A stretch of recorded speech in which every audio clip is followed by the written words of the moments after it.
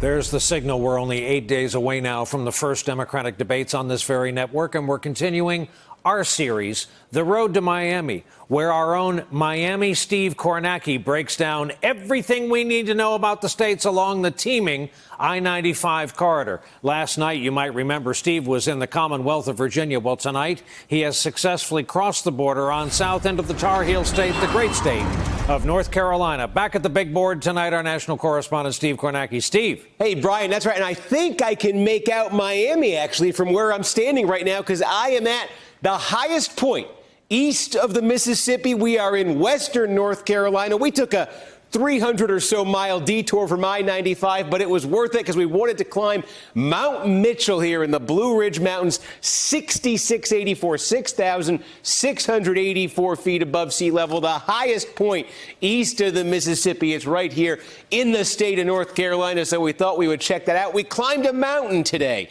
and politically, I guess the equivalent of climbing a mountain would be climbing the biggest mountain in politics. It would be winning the presidency. So when it comes to North Carolina and races for the presidency, what can we say? We can say the North Carolina primary, sometimes it hasn't mattered at all. Sometimes it's been late in the process.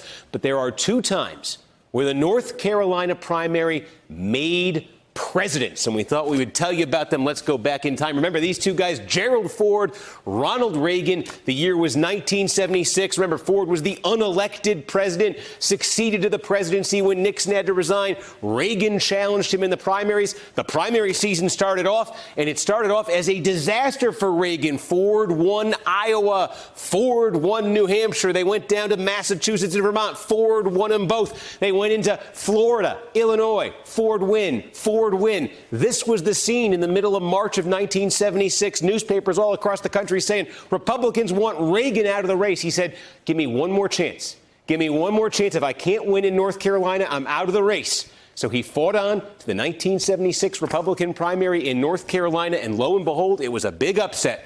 Ronald Reagan knocked off Ford in the Republican primary there in North Carolina. He got hot. He did not win the nomination, but he came as close as you can in 76. And when Ford lost the general election, Republicans looked to Reagan and they said, there's the guy for 1980. Wouldn't have happened if he hadn't turned everything around in the North Carolina primary. He might have been an afterthought. Try imagining that. And then the other one we say, it was in 2008. Remember, Democratic race started in 2008 in Iowa. Obama won Iowa in 2008. Then they went to New Hampshire. Clinton won New Hampshire.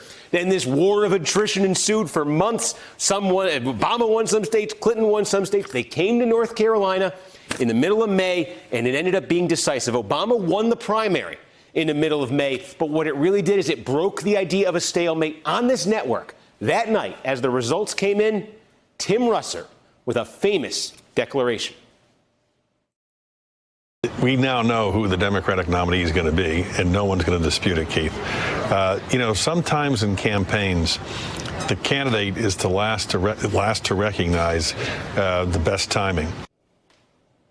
And that was it, Brian. When Tim Russert said that, that really did change where the Democratic race was going in 08, and everybody did know Obama would be the nominee and then the president. Wow. We've also been thinking about our friend Tim more than usual. We just passed the anniversary of his death, and it's great to see his brand of political coverage as we watch your brand of political coverage as well, as we are so enjoying this series of reports. Hey there, I'm Chris Hayes from MSNBC. Thanks for watching MSNBC on YouTube. If you want to keep up to date with the videos we're putting out, you can click subscribe just below me, or click over on this list to see lots of other great videos.